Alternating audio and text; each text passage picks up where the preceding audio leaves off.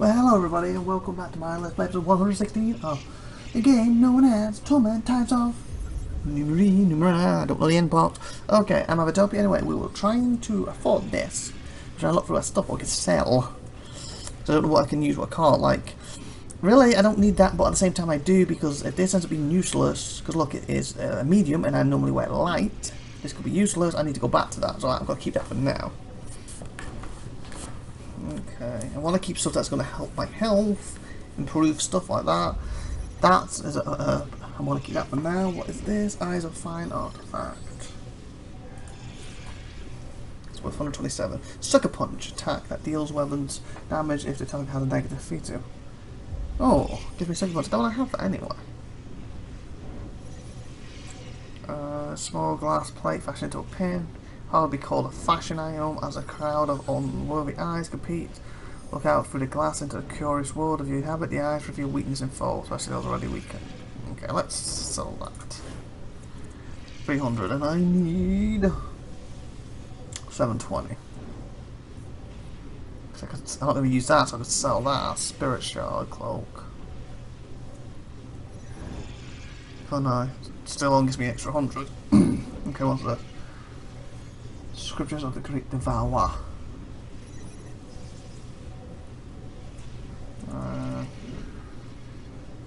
Still's Cage.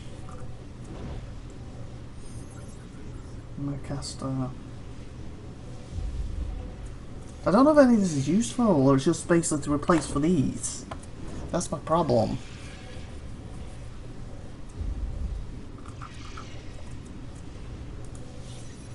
When a living animal is placed inside this bird cage, the device automatically activates, putting the creature into stasis. Barely could preserve a living being indefinitely through the cage. Size limits this to a very small creature. It's inactive and you do not have the means to reactivate it. So I guess it's just junk, so sell. Keep that for now. Holy fuck. Abahumans are the side protectors, a study of savagery. The creatures known as abahumans are believed to descend from human ancestors. You know what I'm trying to say, but I think coming out of my mouth properly. But at some point in their history they became something else, perhaps through mutation, directed breeding, or accelerated evolution. Unlike mutants, abahumans have rejected their humanity and live as beasts. Through some are very clear. Nearly all of them are violent and cruel, preying upon humanity and what they can.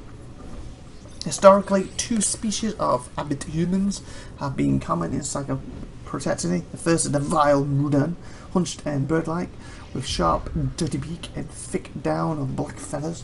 Mudans subside as thieves and murderers on the fringe of human society, rarely posing an organized threat to a community. But apparently I make up myself there for some reason. But often ambushing lone victims or terrorizing isolated homesteads. They are incapable of speech, but they communicate with one another through a primitive form of telepathy that bleeds into the minds of everyone nearby, which can prove a dangerous distraction. Most of the time, mutants are notorious cowards, preferring to flee if the odds are not clearly in their favour. The other abhuman species that once prospered here is the Yorvok. Short and squint-like Javis-skinned Yorkers hunt and kill for pleasure, and they eat whatever they kill. In the days when slavery was openly practiced in Savage Cliffs, bands of Yukon were permitted to range across the frontier, raiding tribes of humans and mutants, and taking captives to be sold in the flesh markets of the Bloom. The vicious Yukon would sometimes rape their captors as well. Wow. The stories say that children were sometimes born from their pairings, tainting the bloodlines of certain families. After the rebellion of the Chile the Great, slavery was outlawed in Savage Cliffs, and Yukon fled to Pretus, whatever that is. Haven't been seen in centuries. The people of Savage still remember them, and any proof of a blood connection to these creatures is enough to destroy a family's reputation. Wow. Guess we'll get rid of that because of the money. This thick, ordinary book contains words that shift and dance. When opened, its letters are still under your direct gaze, but will give an impression of movement. When seen in the corner of your eye, will know you never actually see them move. Each time you open this book, the story it tells has suddenly changed. Huh. come on, mate. Dusty boiling weather than anything you've ever seen. At the mirror's touch, it swirls with mariner colours and shifts to different hues as you move your fingers. Like that. That's the water it's got. So we'll keep that for now. Next sleep. Consumes movement. Hinting countless secrets uncovered. Huh. Okay. Handfuls of crumpled papers covered with messy scroll. The purport to be part of the canon of the Bloom cult, but they seem little more than the incoherent ramblings of their author, a cultist named Inkpot. Most of the pages are covered with grimy fingerprints and thick, dry blotches of yellow phlegm.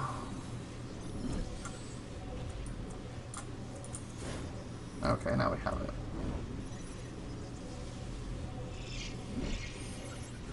Yeah, that should be better.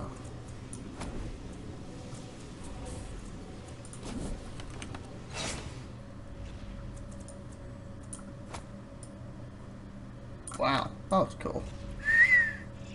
Yeah, the tentacles. This is what's hurt me. I don't have the extra finger yet. Hope I can improve that soon.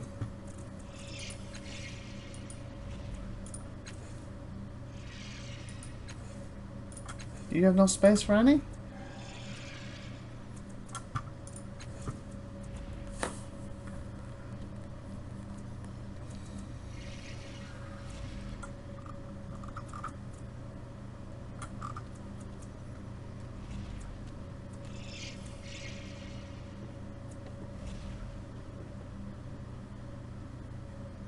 Says the next siphon used, allowing it to be used a second time, cannot be used with items like component bonuses.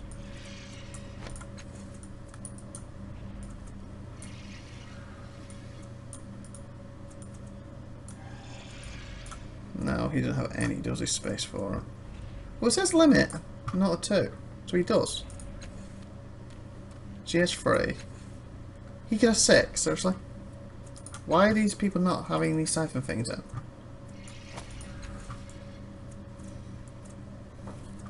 Okay, what's in this stuff is siphons now? Move these all up.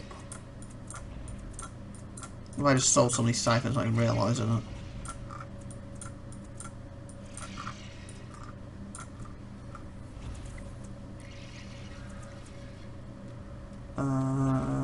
Siphon, it says siphon in the name. Oddity.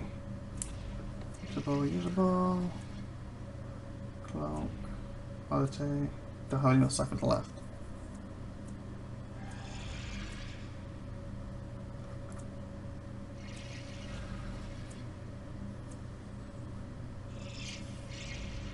No.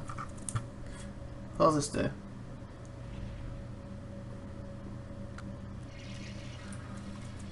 I'll give that to you. There. Okay, so any more ciphers, I'll hand these to these. Okay. So let's save. So I've got to decide then, do I destroy this? Or do I talk to them? Oh yeah, I have something I can ask him what it would take to leave. Stop preparation of life's work expressions itself with these walls, citizen production now would be to invalidate that work, to cast knowledge away, to spit in the face of reason. No good reason is to stop. Okay, wow.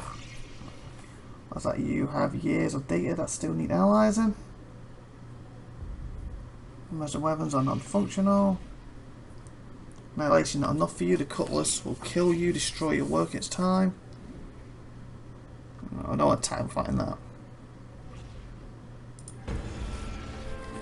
Yes, nonsense. The common experiments have yielded only. He trails off as he looks over at his desk with notes and begins making mental calculations. Past 12 years, should data gathering stop? Interesting. He continues to regard his pile of notes.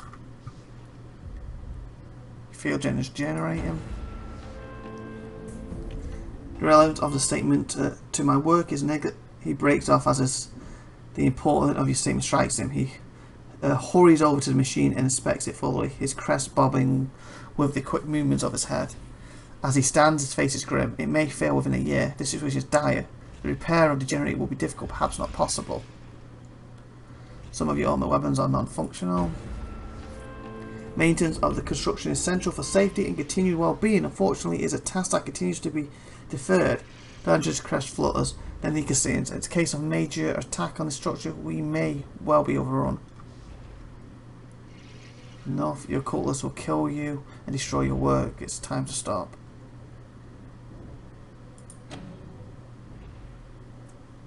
Hundreds. Making a note. He is not looking at you as he speaks, but he begins to nod his head. The words spoken are rational. My data must be turned into useful knowledge. This will be possible should my enemies destroy my work. Very well, the experiments cease. The van that moves around the room, some machines will remain active, but the experiments will cease. He powers down the devices and closes his eyes for a brief moment. May my luck hold, he whispers. Is he turning this off? Don't push us.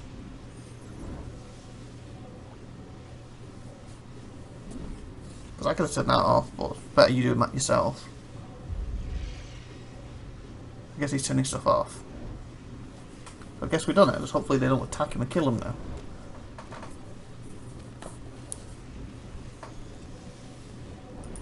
Ready. Comes quietly, filling the room with a not so pleasant noise. I've seized my experiments. What more would you have of me? Any word, tell me. Tell me again how to deactivate. If you have anything. Okay, I'll do. Okay. Let's see what they say now. So there's a compromise. He sees experiments, he's just going to go through the knowledge for the next 12 years. He might start experiments up again in 12 years' time, I don't know. Well, the acid's just going to be broken now, so he has to fix it first, but still. Oh, ink pad, that's it, we got that stuff from. Looks up from his scribblings, his crooked mouth shaping itself into the mockery of a smile. We await your intercession with Loris, but our God is in pain. We will not wait forever. There's lots of stop measurements of the blossom.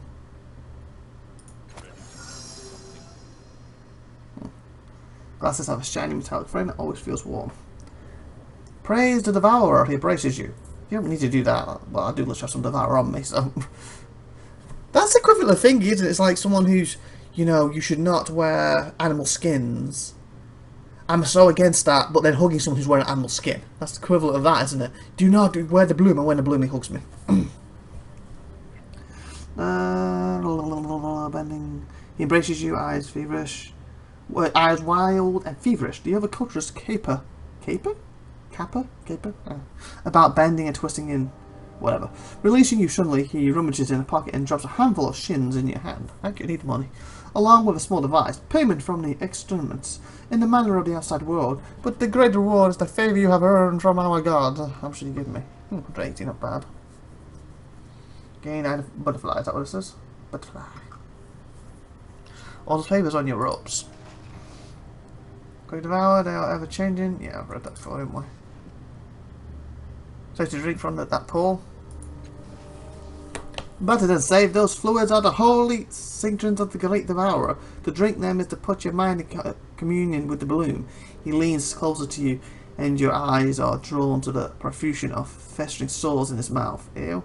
You can listen to its voice and know what it wants for a time at least.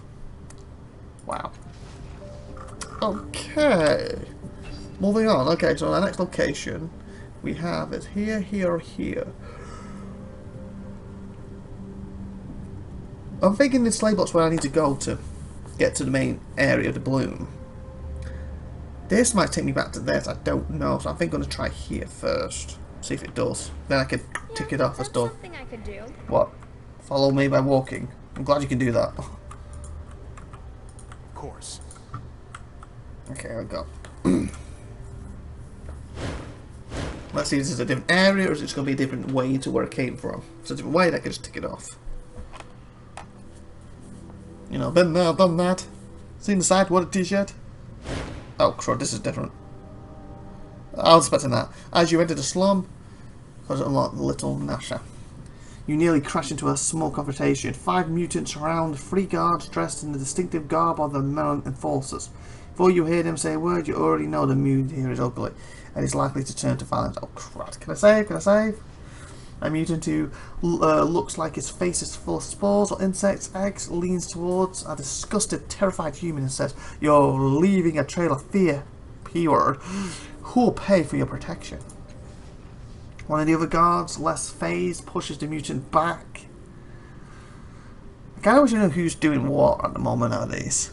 I'm assuming they're the guards. It ain't fair, P-word. It's the spit you're spraying when you tug. Why you go hatch your eggs by burying your face in a pillow? Real people are conducting business here. A second mutant, one who's been observing the Farkas, notably bristles formed literally emerging from his arms. I see some kind of a face. Obviously these against him, but he's staring at us.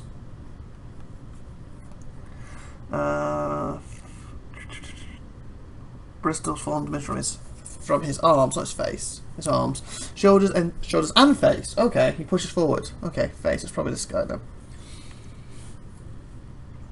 Every damned one of you looks the same. 2 arms, 2 legs. No surprise. You want to collect that money? I'll make you eat it, and your friends can collect it from your rotting sheward. The mutant puticates each sentence with an increasing vicious stab of its finger. You can feel a bloody tide rising, and if you wish to intervene, the clock is winding down. And with that being said, we're going to end this episode and try to intervene or not next episode. So please like, please subscribe, and hopefully we get some fighting finally. Please have a great day out there. I've been IVATOPIA, and if you haven't already, subscribe and share this video. Bye everyone.